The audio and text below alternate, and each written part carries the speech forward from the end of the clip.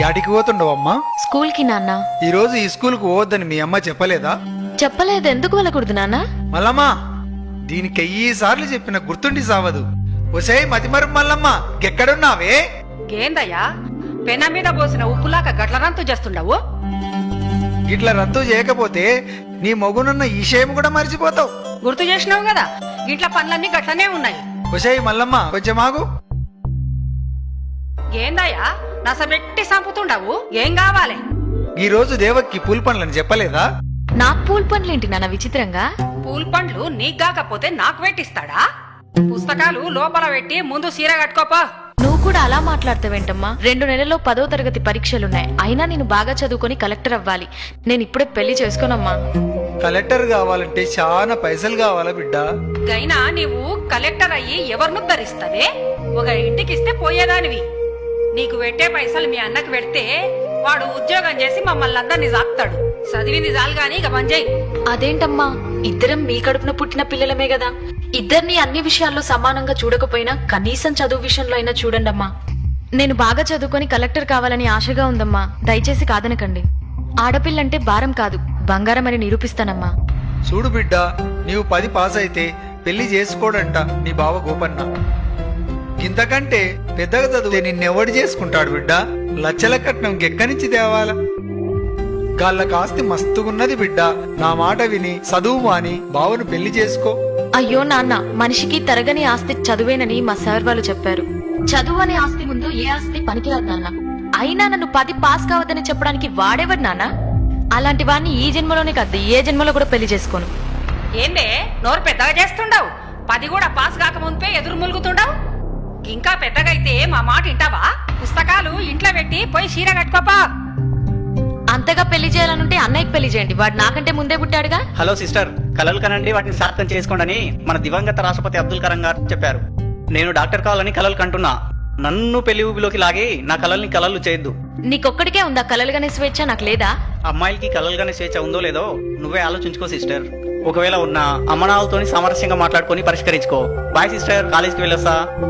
ఇది మంచిగా చెప్తే వినేటట్టు లేదు. పుస్తకాలకి ఇక్కడి నన్ను చంపిన పర్లేదు, నేను పుస్తకాలు మాత్రం ఇవ్వను. నేను స్కూల్కి వెళ్తా. మీ మామకు మాట ఇచ్చినా బిడ్డ, నా ఇజ్జత్ తీయకు. లోన్కి పోవే. అమ్మా వద్దమ్మా. హలో, ఫోన్ ఎత్తండి సార్. ఫోన్ ఎత్తండి సార్ ప్లీజ్. ఫోన్ ఎత్తండి సార్. హలో, ఎవరు? హలో సార్, నేను దేవకిని మాట్లాడుతున్నాను. ఎందుకమ్మా ఏడుస్తున్నావు? నన్ను చదువు మాన్పించి పెళ్లి చేయాలని ఎంగేజ్మెంట్ చేస్తుండు సార్. మీరు వచ్చి ఎలాగైనా కాపాడాలి సార్. Sir please sir. నువ్వేం భయపడకమ్మా, నేను వెంటనే పోలీసుల్ని పంపిస్తా. Sir please sir. ఎవరికి ఫోన్ చేస్తుండవే? Police station. నువ్వు గనుక ఈ పెళ్లి చేసుకోకపోతే ఈ పురుగుల మందు తాగి సస్తా. అలాగే చేసుకుంటానమ్మా, నువ్వు తాగొద్దు ప్లీజ్. అయితే లోన్కి వా. రావయ్యా లచ్చన్న బావా, రా. ఇప్పుడే నా రావడం. కూర్చోండి బావా, కూర్చోండి. కిష్టే బావా, చెల్లెమ్మయ్యాడుంది. లోపలుంది బావా. 2 నిమిషాల్లో దివ్యమైన ముహూర్తం ఉంది సుమి. రావుకాలం రాక ముందే తాంబూలాలు ఇచ్చి పుచ్చుకోవాలి సుమి. అమ్మాయిని త్వరగా తీసుకురమ్మను నా దద్దోజనం. మల్లమ్మ, బిడ్డను దొలకరా.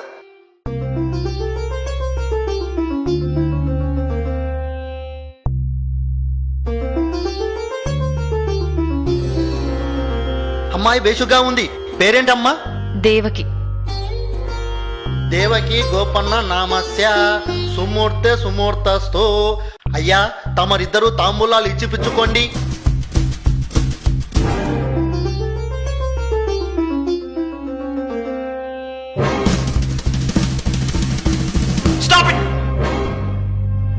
కానిస్టేబుల్స్, వీళ్ళందరినీ జీపేకి ఇచ్చండి.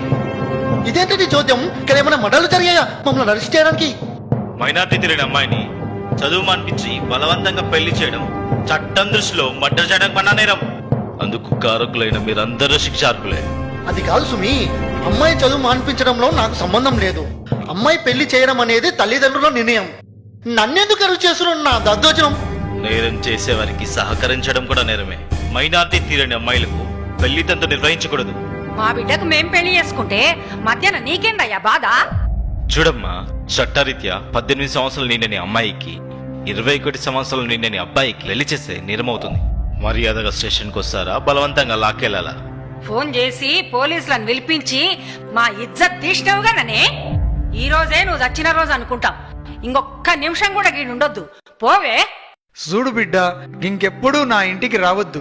కాదని వస్తే గదే రోజు మేమిద్దరం చచ్చిపోతాం. వెళ్ళవే. సార్ మీకు దండం పెడతాను. మా వాళ్ళని వదిలేసి నాకు ఎక్కడైనా చదువుకోవడానికి అవకాశం ఉంటే కల్పించండి.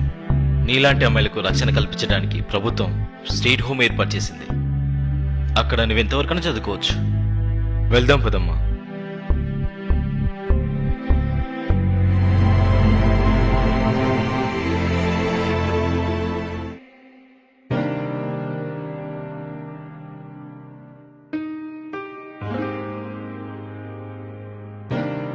అయ్యా, కలెక్టర్ అమ్మను కలవాలయ్యా. అలాగే ఆగండి అమ్మా.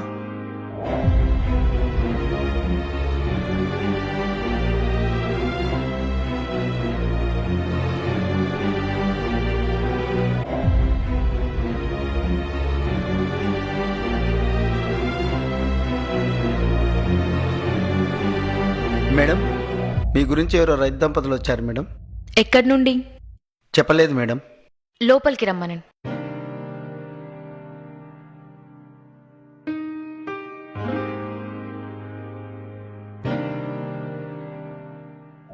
దండాలమ్మా. చెప్పండమ్మా. ఉన్న భూమినంతా అమ్ముకొని కొడుకును చదివించి డాక్టర్ను చేస్తే గాడింటికి వస్తలేడు. మేమే గాడింటికి పోతే కోడలు రాణిస్తలేదు. మెడవట్టి బయటికి దొబ్బింది. ఉన్న అర్ధెకరం పొలంలో బుడ్డలేస్తే నకిలీ ఇత్తనాల వల్ల ఒక్క గింజ చేతికి రాలేదు. 3 దినాల నుంచి తిండి లేక ఆకలితో చస్తున్నాం. పంట నష్టం కింద 500 ఇప్పించండి అమ్మా, నీకు పుణ్యం ఉంటుంది. మీరేవరు? కేతేపల్లెమ్మ, పాపిష్టి దాన్ని. నా బిడ్డ మంచిగా చదువుకొని కలెక్టర్ అయితానంటే దాన్ని కొట్టి ఇంట్లోకెళ్ళి ఎలగొట్టినాం. ఆ పాపమే మమ్మల్ని చుట్టుకున్నది. ఎట్లయినా నువ్వే దయ చూపించాలమ్మా.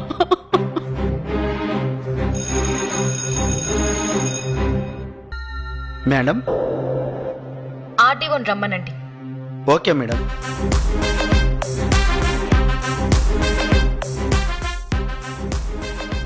ఎస్పీ గారు, నా ఛాంబర్కి రండి.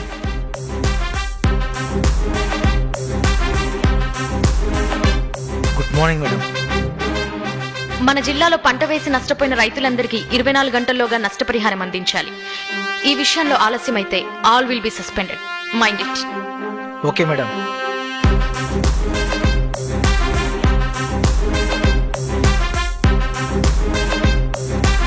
Yes madam. నకిలీ విత్తనాలమ్మే షాపులన్నిటినీ ఫైండ్ అవుట్ చేసి వెంటనే సీజ్ చేయండి. సంబంధిత వ్యక్తులని అరెస్ట్ చేయండి. Do it as early as possible. It's my order. Okay madam. చాలా సంతోషం అమ్మా. నిన్ను చూస్తుంటే మా బిడ్డనే చూసినట్టుంది. మీరు ఇంకొక సాయం చేయండి అమ్మా, మాకెవరూ దిక్కులేరు. మమ్మల్ని ముసలోళ్ళుండే దగ్గర గదేనమ్మా, దిక్కులేని వాళ్ళుండే దగ్గర మమ్మల్ని చేర్పించమని చెప్పమ్మా.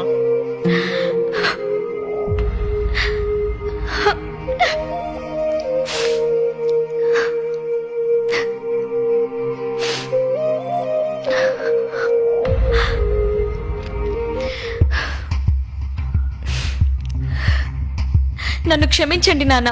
నేనుండగా మీరెలా దిక్కులేని వాళ్ళు అవుతారు? అంటే నీవు నా బిడ్డ దేవకమ్మవా? అవును నాన్న, నేను మీ కూతురు దేవకినే.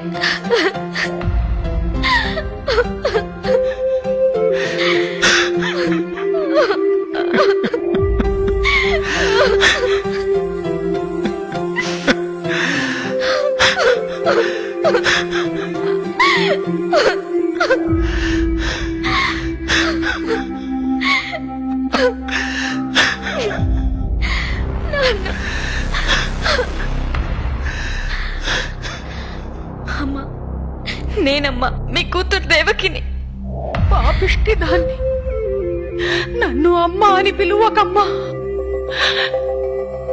నీవు చదువుల తల్లివి. నీవే ఎక్కడుంటే అక్కడ అందరు చల్లగా ఉంటారు. ఢిల్లీకి రానైనా తల్లికి కూతురే కదమ్మా. పదండమ్మా మన బంగ్లాకి వెళ్దాం. సమాజంలో ఎంతో మంది దేవకి లాంటి అమ్మాయిలున్నారు. పసి వయసులోనే వారికి పెళ్లిళ్లు చేయడం వల్ల మానసికంగా శారీరకంగా చితికిపోయి అర్ధాంతరంగా తనువు చాలిస్తున్నారు. వారి ప్రతిభా పాటవాల్ని మొగ్గలోనే త్రుంచివేయకండి.